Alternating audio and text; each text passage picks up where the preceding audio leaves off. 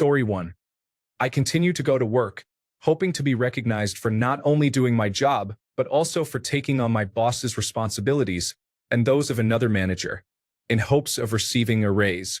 However, that never happens. Story 2. This girl keeps coming back into my life every 6 to 12 months. She turns off all my rational thoughts and promptly disappears whenever we seem to finally start dating, leaving my mind confused and my heart a bit broken. I believe today marks the 7th time. Story 3. I keep trying to have the relationship I want rather than the one I have, which is fine. Life is vast, and I often reduce it to a less than complete exchange at breakfast or a forgotten goodbye kiss. I have a partner beside me for decades, and still, sometimes I complain. Story 4.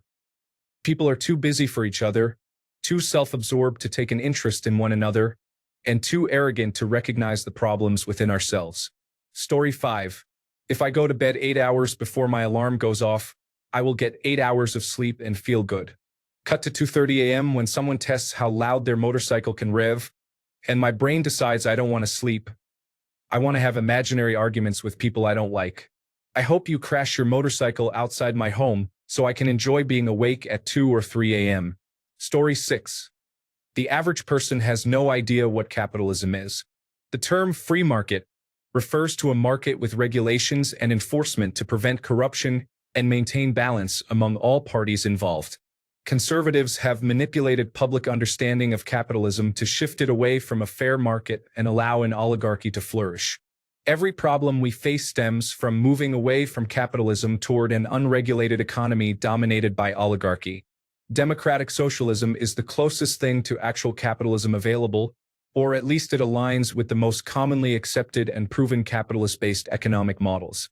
Every time I express this online, I encounter individuals claiming that I favor corporations taking advantage of the common person or those fervently arguing for communism.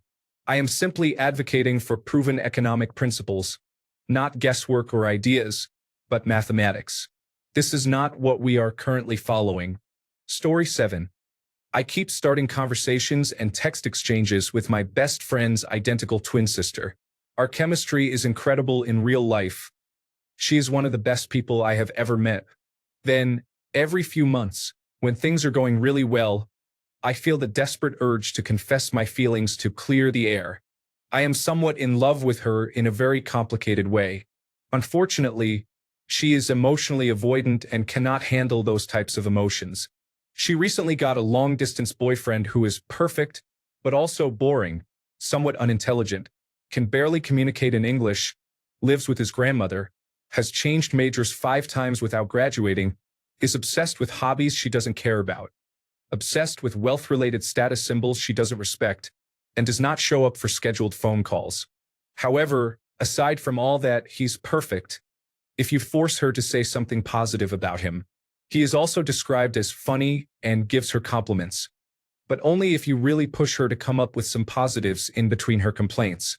After finding out she has this boyfriend and enduring her complaints, we accidentally went on a 1.5-month road trip together, sharing a room for about half that time, as one does when one isn't interested. So far, this has ruined 2 friendships and potentially the friendship with my best friend. And yet, I keep messaging her. How I desperately wish someone better would come along to distract me from this frustrating situation. Story 8. My soon-to-be ex-husband and I have been separated for 5 years due to his alcohol use being out of control. Over the years, he goes to rehabilitation, gets sober for a while, and when he has some sober time, I start accepting his phone calls again. We are friendly, but then he relapses and becomes verbally abusive, and the cycle repeats. I never learn. Every 6 months or so, I open that can again. Story 9. I have been thinking about my ex-girlfriend even after 10 months. She started seeing someone else within weeks after our breakup. I have no idea how to move on, and for some reason I keep coming back. Story 10. 9gag was enjoyable, but now it feels entirely negative and hostile. Many individuals seem to harbor hatred toward women, Black people, and Muslims for some reason. I don't understand how it transitioned from a platform of humorous memes to this unpleasant environment. Story 11. Dating has historically led to poor choices for me, and I have been much happier since I stopped. However, I keep considering the idea of getting back out there. Story 12. I have a buddy I've known for 14 years. He is a maniac. I don't trust him in my home, around my wife, or around my son. However, he is a lot of fun. Although the police are often involved, he has been banned from bars, things get stolen, and there is almost always some kind of assault. Story 13. I often make the mistake of pointing out when less fortunate individuals try to take advantage of other less fortunate individuals, and then I become upset when wealthy individuals exploit them. It's never the same. It's never like that. They only do it because they feel they have to. Yet, I find myself drawn in repeatedly. I feel foolish. Story 14. I changed my Reddit feed to focus solely on hobbies like video games, TV shows, and movies, with absolutely no world news. Honestly, this has made me feel less depressed when opening Reddit. However, I often feel the urge to swipe over to the popular section. Every time I do, I get that unpleasant feeling all over again. I try to resist and stay within my Reddit bubble, but I find myself struggling to avoid watching the world in chaos. Story 15. Last year, I was seriously affected by an illness but managed to keep my job. I am much better now and getting a lot of work done. Management keeps bringing up my dip in performance from last year. I wonder what I can do about that now. Every meeting inevitably rehashes the same issues. It makes it worse that I am overqualified for my position and underpaid. Once my health is fully restored, I will be leaving. I think they have realized that too. Story 16. Convincing myself that I can function on 4 hours of sleep. I never can, but I keep trying as if it will magically work one day. Story 17. I keep trying to repair old cameras. Nothing expensive, but I'm just having fun. Probably half of them end up getting damaged by me. Story 18. The stock market. For years, I have been with a professional investor who has done fantastically well for me. That didn't stop me from downloading Wealthsimple and thinking I am smarter than him. I call it my money-losing app. Story 19. Believing my mother has changed her ways and giving her the chance to hurt me again. Story 20. Comments or threads from people with opinions that I despise. I know I'm not going to change anyone's opinions or beliefs, and it's not worth arguing over. Trolls love getting a rise out of people, but sometimes I have to force myself not to engage, even though it really bothers or aggravates me. I do it to myself too often. Story 21. Falling for it when my GPS says it has found a faster route. The route is never faster. It just has me go through a maze of small roads overwhelmed by other drivers like me who took the bait to save 7 minutes, only to get back onto the same freeway after a mile or two. Story 22. Thinking about my ex. We broke up a year ago, and she is in a new relationship. I cannot get past a second date with anyone new. I know I will eventually meet someone new, but it is easier to focus on the good memories of the past than on the potential of the future. Story 23. I'm done with this one after learning it the hard way.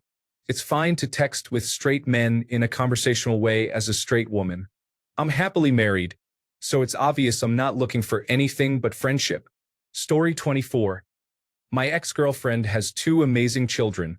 I played a significant role in raising them. She struggles with major depressive disorder and bipolar tendencies, which affects her ability to care for the kids. I stayed with her to provide stability for the children. Unfortunately, she repaid my support by accusing me of inappropriate behavior. Story 25. Every time I lose weight, I think it's okay for me to resume having cheat meals. They eventually lead to cascading effects, and soon enough I've gained all the weight back. Story 26. Trying to get supporters of Trump to explain why they believe his statements, using verifiable economic data to support their position. Story 27. I hope that people will be rational and interact reasonably. I gave up on this expectation about a decade ago and now pleasantly surprise myself when I don't encounter outright ignorance or willful disregard. Story 28. I am talking to one of my old gaming friends. I want to keep in touch with her, but she only ever talks about her own life. Even when I bring up a mutual interest, she quickly zones out of the conversation. We can only have a conversation if it is about who she is dating or her job. Story 29. I believe I cannot maintain a deep and meaningful relationship while struggling with my mental health. Whenever I try to move a friendship beyond jokes and small talk, it inevitably falls apart. Story 30. Working in technology keeps actively ruining my life. I just got out. I'm broke, mentally unstable, and more physically unhealthy than I've ever been. All jobs are challenging. I feel like I live in a nightmare. Story 31. If you have to bring children and their safety into an argument, your entire point is invalid. You do not care about children but hope to gain sympathy. Story 32. Asking people out on dates. After sending the first text, I always get ignored. I would appreciate a simple no. Story 33. Arguing with Trump supporters online. I know I'm wasting my breath, but I just can't resist responding to all the misguided statements they make. Story 34. Ancient Aliens.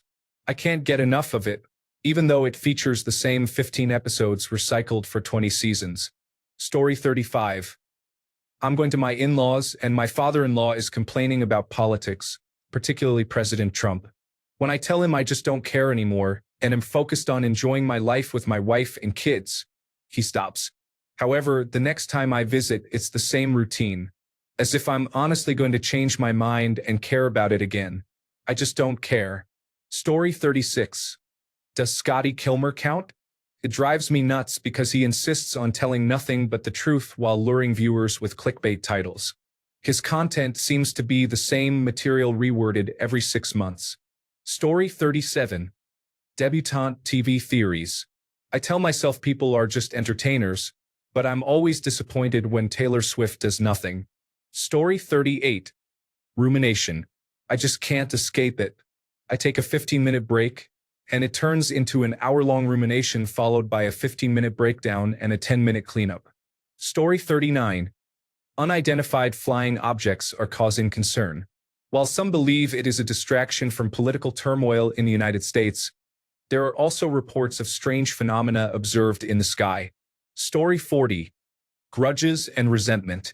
The last 4 to 5 years, since the pandemic outbreak, have been full of hurtful experiences related to domestic violence, fighting, and the loss of close friendships. I am holding on to a lot of grudges about what happened, and I am struggling to let them go. I keep revisiting the memories and the painful feelings. I don't know how to stop it. 2 years of therapy seem to have done little to help me.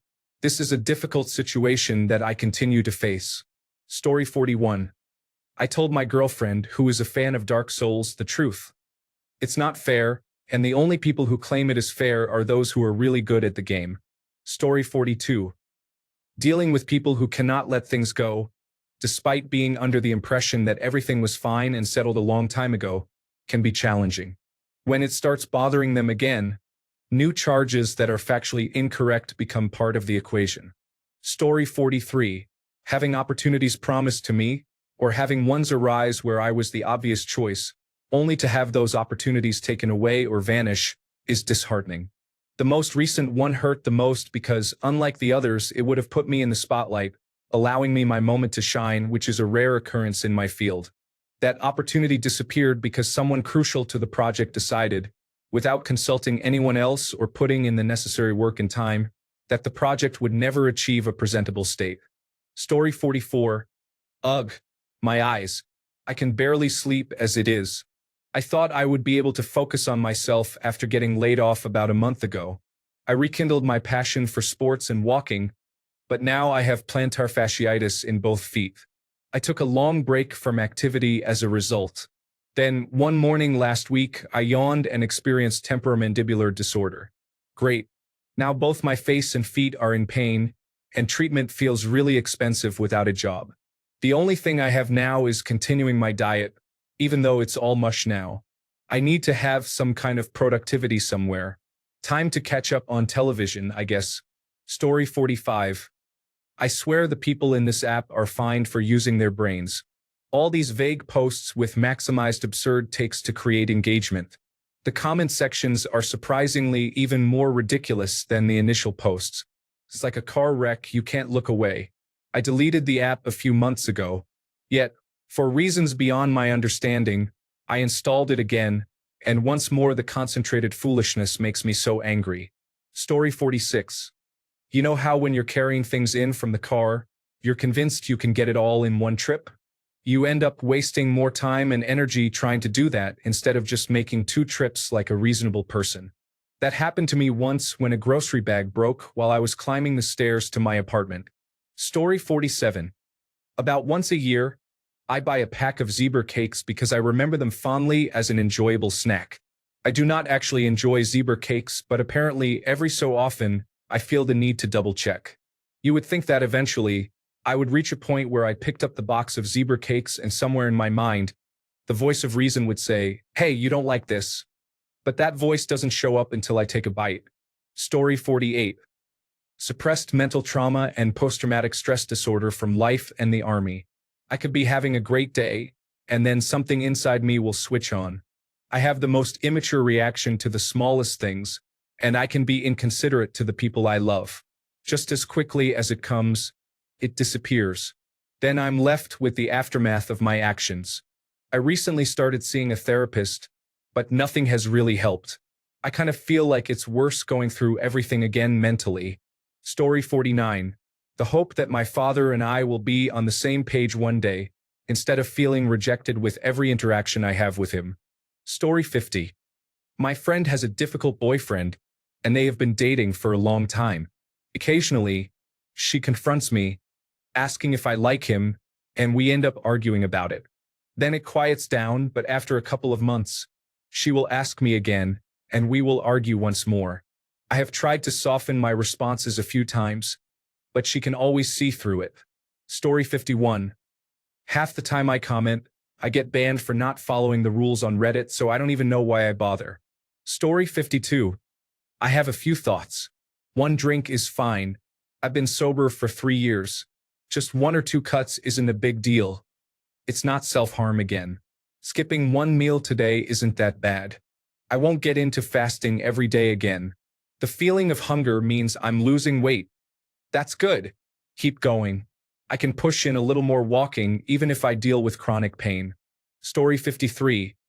The book of 500 Spanish verbs I asked Santa Claus for a couple of years ago. Not that Spanish verbs are unimportant, but because I know I will never speak it. The same goes for the Scrabble dictionary. I will never memorize it. Story 54. I wake up every morning. My body keeps letting me down by refusing to die in the middle of the night. Story 55. Anything online, really. It's not that I can't keep opening things, but there's one platform I can't seem to escape. Reddit seems safer in this regard, while YouTube is the worst. My feed remains cluttered, regardless of whether I clear my watch history or even turn it off. I can search for completely unrelated videos. Yet there they are, chosen ones, God's message to you, tarot readers, and more. There's mindless content about semen retention and creators sharing gossip about trivial drama. Many young women genuinely believe they are divine, convinced God has given them special powers. I saw one today proclaiming, "Chosen ones, God gave you the power to heal people with your hands." These young women seem to think a man deserves to lose his money, his house, even his life simply for saying no to them. It's disconcerting to witness because I once interacted with someone online who was abusive in every way possible. She would show up, demanding money, being insulting, rude, and entitled. She withheld intimacy for financial gain, and when I finally gave in, she didn't follow through. She even tried to blackmail me. Then, after I walked away, a year later, she reappears on my feed, along with her friends, continuously talking about her and insisting I should give her another chance. What? No, I don't even respond. It's truly troubling because she claims to want another chance but is now pregnant with an engagement ring on her finger. She fails to recognize that she is the problem. Apparently, I am portrayed as some kind of evil narcissist bent on ruining her life. It shocks me that they act this way. It is easy to ignore, but not complying with what someone says I should in a YouTube video is not cause to destroy a life. Get paid to exist is their company line. Her financial troubles stem from her lack of employment. There are too many people online trying to make money who ultimately hinder those who can actually help. I could leave the platform altogether, but it is a genuinely useful service that offers value. I enjoy documentaries, humor, and those animal voiceovers are incredibly funny. I also melt metals, make jewelry, create art, and experiment with recipes. I pay for a premium subscription so ads aren't the issue. Perhaps the abundance of that type of content is unavoidable, or maybe it's linked to the mere 13 subscribers I have on my channel. Either way, one cannot escape being online in one capacity or another nowadays. It's simply the way of the world. Those who exploit it, whether legitimately or otherwise, give fraudulent individuals the anonymity to evade accountability and gain an unprecedented advantage to manipulate others. Until they can't, then, somehow, I'm the bad guy for not believing the nonsense I see about how I'm not living right. I actually feel sorry for those young women. They behave terribly, dramatic and gossipy. They harm men for financial gain, manipulate relationships, burn bridges, and run themselves out of friends while blaming everyone but themselves.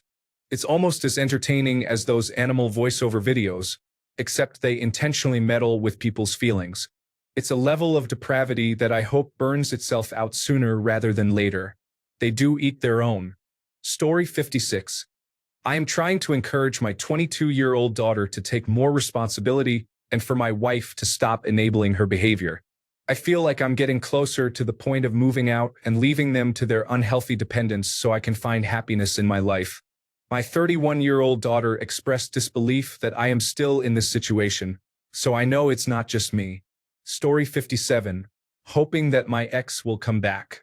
We still talk. It's complicated and messy. I just don't want to give up on someone. Story 58. Negative thoughts about something trivial are slowly spiraling into feelings of worthlessness and despair. It feels overwhelming at times. Story 59. Life cannot get any worse. In the span of 5 years, I have faced numerous challenges, including the COVID-19 pandemic, a military coup, civil war, mass floods, economic collapse, a Category 5 hurricane, and a 7.7 magnitude earthquake. These issues are just the nationwide problems. I won't even mention the personal struggles I endured to survive. Story 60. I can eat one donut or a piece of chocolate or whatever, and I can. I eat one that day. The next day, I eat another, and 3 days later, it's a giant slab of mediocre grocery store cake. Within 2 weeks, no matter how much weight I've lost or how profoundly I think I've reworked my eating habits, I'm at a burger restaurant indulging in a double bacon cheeseburger and fries. That's my new eating habit from that point forward. The joke is on me. I developed an autoimmune disorder and a range of new food triggers that include sugar, fatty foods, nightshade vegetables, and dairy. I have to cook nearly everything I eat, and I need to consume a lot of non-starchy vegetables to keep my gut functioning properly. It's a lot of work, and the cooking is absolutely relentless, but I have no cravings, and there's a part of me that feels relieved. I really miss tomatoes and peppers. Story 61. I am slowly recovering from an eating disorder. I am trying to let go of the idea that I need to be thin to be happy and for people to love me. It is difficult to release these thoughts, and I often find myself returning to them. Story 62. Doing the right thing always has me swimming oceans for people who wouldn't jump puddles for me, or it comes back to hurt me. Story 63. My supervisor is a difficult person, yet I still spend time with him outside of work occasionally. Story 64. I keep writing down business ideas in a notebook, but I feel too afraid to execute them due to a fear of failure. Thanks a bunch for sticking around till the end of the video. Remember to subscribe, and until next time, stay awesome and goodbye.